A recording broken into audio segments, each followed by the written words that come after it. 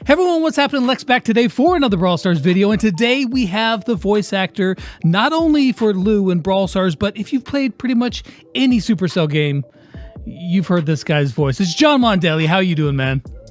Hey, doing good. Thanks for having me. Awesome. The first and most important question I have for you, exactly how good is the sour apple flavor? It's pretty darn good, I have to admit. So, John, why don't you tell us a little bit about yourself? How'd you get into voice acting, and what you've been up to these days? Sure. I've been doing voiceover full-time now for about 7 years. It's something that it's not necessarily something that I always wanted or knew I wanted to do from the time I was young, but it's something I was always fascinated by. Like, even as a kid, I'd watch the behind the scenes on some of the animated Disney films and see the actors recording. And so I knew about voice actors and that there were real people recording the voices for the animated characters that we saw. So it's something that always fascinated me, but not something I thought necessarily I would eventually be doing. I was more interested in music and filmmaking for a long time, so those were like the avenues I pursued maybe in high school. That's still kind of stuff that I do, especially the music. I can talk more about that too later on, but my time now is basically split between music and voiceover, and I got into the voiceover partly through a friend who was interested in voice acting, and when talking to him, it got me interested in giving it a shot because I've always thought it was cool. So I just started messing around with my home recording equipment and would audition for just little things online, and eventually that just developed into a passion, and I started auditioning more, and now I've been doing it full time since 2013, and have really been enjoying this crazy journey. I looked at your IMDb, and you have been in a seriously impressive amount of things. Some really cool stuff, like you were in Dust, right? You did Dust? Yeah, I was the voice of Calum. He's like a big guard character. Hold it right there. Hold it right there. So you're saying you just happened to show up at the right time, huh? Clash Royale, you were what, the Electro Wizard, the Barbarian, the Knight, and the Lumberjack? Yep. So, electricity! Zap!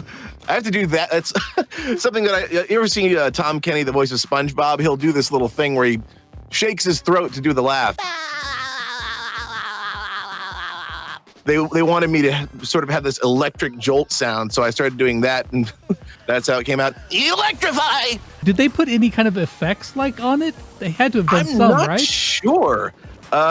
If they did, it's very subtle. There might be, but most of it is just me doing that. Electrons! The voice of the Barbarian back then, I didn't even know I was doing the voice of the Barbarian in Clash Royale when I was recording it. I think the only reason I even knew, because I don't think I would even have any idea I was in Clash Royale now if I hadn't got cast again. And I was just like, say, is it okay if I just ask what the game is? And he's like, oh yeah, you're gonna freak out when you hear it. It's actually Clash Royale. And I'm like, oh wow. It's like, yeah. That's bigger than I realized. So did you know that it was Brawl Stars that you were, going for when you voice acted Lou? At this point, I kind of guessed. I wasn't sure. I did know I was working with Supercell again, but again, they keep everything under wraps, so I didn't even know what the character was, what the game was. So I just kind of looked at their website and looked at what games they have, and I'm like, okay, based on the kind of character this is, I'm guessing it's probably Brawl Stars because that seems the most likely. Yeah. What was the very first voice acting gig you ever did? The first one that I actually answered a casting call and booked and was a paid job was for a car commercial, Coggin Honda of Fort Pierce. And they even told me the reason that I booked it because they wanted someone to both do the normal, loud car announcer voice, but also play a character called Razor Sharp Randy. They said the reason I got it was because I also threw in this little extra voice for this side character. So the line was, you call that cutting? Well, get out of the way. And because of those little things, they liked that enough. And then, the rest of the commercial, Razor Sharp Randy is cutting prices like crazy. That loud Shout out to Cargan Honda, Yeah. man. What's the weirdest, just the most off-the-wall job you've ever done? There was one character called Captain Caribou who was like someone who thought he was a superhero, even though he was dressed up as a mascot and worked for the local city government or something. That's hard to say. Yeah. I can honestly say I've done a lot of weird stuff. So have you been in a lot of other games besides, Clash Royale, Brawl Stars? I've done quite a few games. Some of them like that are a little more well known would be like A Hat in Time. So, it is you! Ever since you landed in Mafia Town, it's been raining with these magical hourglasses. Like you mentioned, Dust. I've done a lot of apps, like Hasbro things, Transformers Rescue Bots, My Little Pony. There were some Marvel ones like Spider-Man 2 and Guardians of the Galaxy. They did these live wallpapers where you can like have a 3D video of the character on your phone's wallpaper. The most recent thing I did, again, nothing huge, but it's another one of those. It was Power Rangers Beast Morphers, which I just finished up, and that hasn't come out yet. I can't even remember all the things I've done. I'm auditioning constantly and doing stuff. So tell me about this. I see some pretty cool guitars in the background. You said that you played in a band? Yeah. It's probably the thing I'm most well known for outside of the voiceover. I don't think, because voice actors, I think, are pretty anonymous most of the time. People don't know who's doing the voices. But I have a steampunk band called The Cog Is Dead. And we've got a following within the steampunk community. So we do a lot of conventions. We've traveled all around the country to different like Comic-Cons and things like that. We've played Dragon Con and a lot of the steampunk conventions. It's I guess, kind of nerdy, but very much a fandom type thing. We dress up in steampunk costumes and have songs that are rooted in various steampunk elements like airships and time machines and things like that. It was a perfect night, dinner by candlelight, two lovers walking hand in hand. Champagne and perfume, then to the ballroom, the singer signals to the band. And he was only 3, a bright young boy named Timothy, and big ambitions have changed the world. A genius and philanthropist, he'd made quite an extensive list of new designs waiting to be unfurled. So whenever you went in to voice act Lou, what did they tell you the description was of the character? They described him as like an old mascot. They did say he was a snow cone machine, and they referenced characters like the Pillsbury Doughboy or like Lard Lad from Lard Lad Donuts and The Simpsons. Yeah. They said he was like a very old-timey mascot, so he's used older phrases like, Gee Willikers and things like that. And the one thing that I feel like really helped me was that they referenced the character Gideon from Gravity Falls. Okay, yeah. So if you're familiar with that, he's that the short little guy. He's got the high-pitched voice with the southern accent. It's just little old me, Stanford Pines. And you too could see if you was little old me.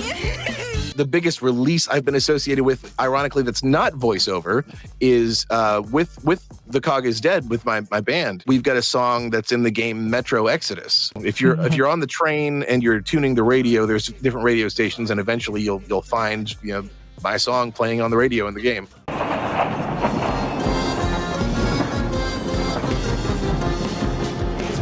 And white, our prison train goes traveling swiftly through the night. 40 men in bondage. All right, so John, if you wouldn't mind, would you do some of Lou's voice lines for us? Have a bliss ball, y'all. 100% certified flavor sauce.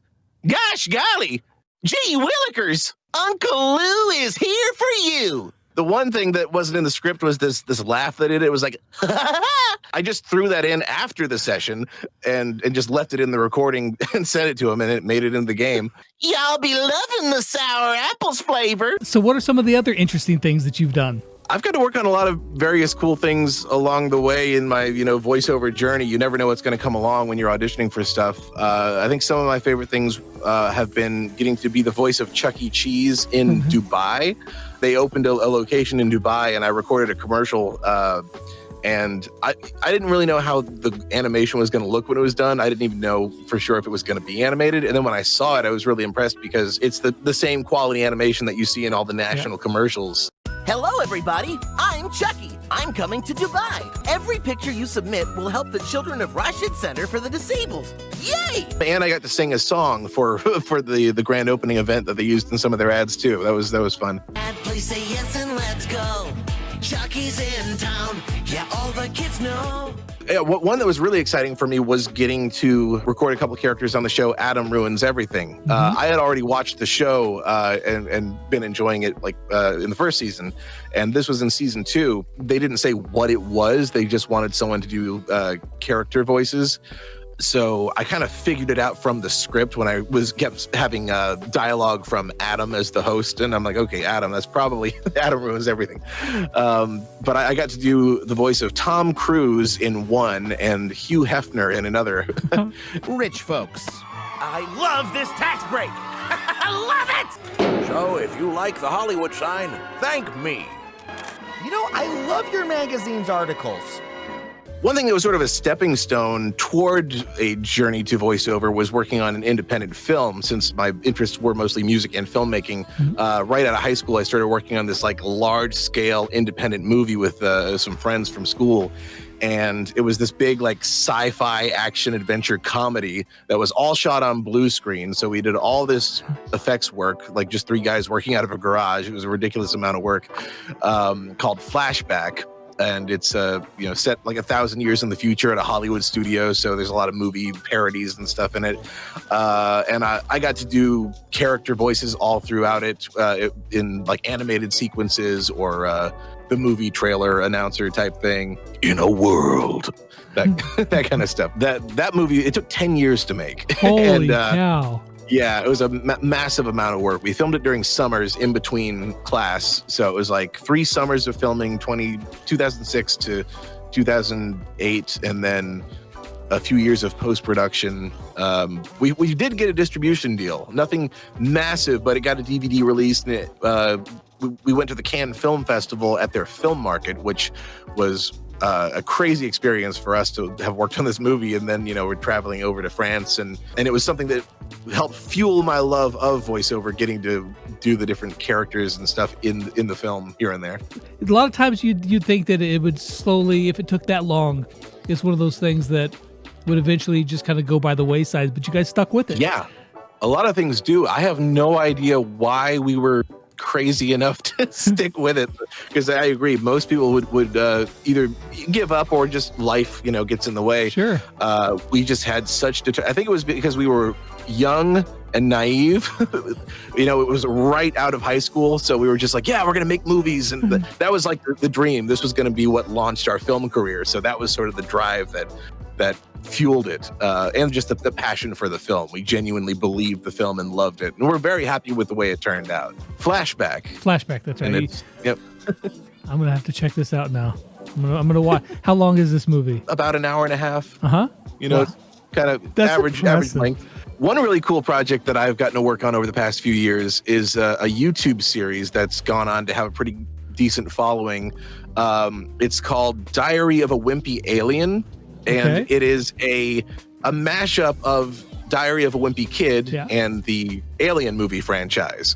So it's an awkward teenage xenomorph alien, and he's got an older brother who's a predator, and it's just this parody series that working on this YouTube channel with my friends, they do a ton of movie parodies, and most of them are just sort of a one-off parody of a film, and that's what this was going to be. And it just shot up to 1 million views somehow instantly. So they decided to do a sequel, and that one surpassed the views of the first one. So now it's just turned into this whole ongoing series that's just a direct parody of Diary of a Wimpy Kid, but with an alien and this whole alien sci-fi horror movie mashup parody franchise. I get to do the cartoons for the animated sequence that are in the style of the Diary of a Wimpy Kid drawings, and my wife actually does voiceover on that as the voice of Greg, the main alien kid. This is my story. No, I'm not that 3-haired goober. That's me, and I'm gonna rule the school. So on average, I'm curious, how many things do you audition for every day? I don't do it as frequently as I used to because my time is more split between the voiceover and the music work. But I guess when I am auditioning these days, I'll audition. I know sometimes like 10 jobs a day. Wow. I know a lot of people will do more, and I'd probably book a lot more work if I was auditioning a lot more too. But at least lately, I'm kind of juggling, the two different jobs. Yeah. But yeah, on average too, especially when I booked some of the games like Clash Royale, I was definitely auditioning probably at least 20 to 30 jobs a day. Wow. Every day. That's a marathon, man. You just got to keep running that one. All right. So John, I assume that you're over on the Twitters, the YouTube, Instagram, all that stuff. Where can people find you online? Yeah, as far as the voiceover goes, I'm on Instagram and Facebook and YouTube. I'm not as active on there. I'm much more active with the band stuff. The Cog is Dead. But those are both places that you can find me and the various things that I do. Heck yeah. Well, then I will be sure to link those in the description so you guys can go follow. Go check out his band, his voiceover stuff. Go tell him how much you enjoyed, him voice acting Lou and all the other guys that he's done as well. John, I appreciate your time coming on here and, talking with us, giving us a peek behind the curtain at Lou in Brawl Stars and all the other stuff that you've done, sir. Sure, no problem. And Hey, this is Lou telling all of you to subscribe to Lex, y'all. Oh, that's awesome. I appreciate it. All right, you guys, hope you enjoyed the video. And as always, until next time, we'll catch you guys on the flip side. Peace out.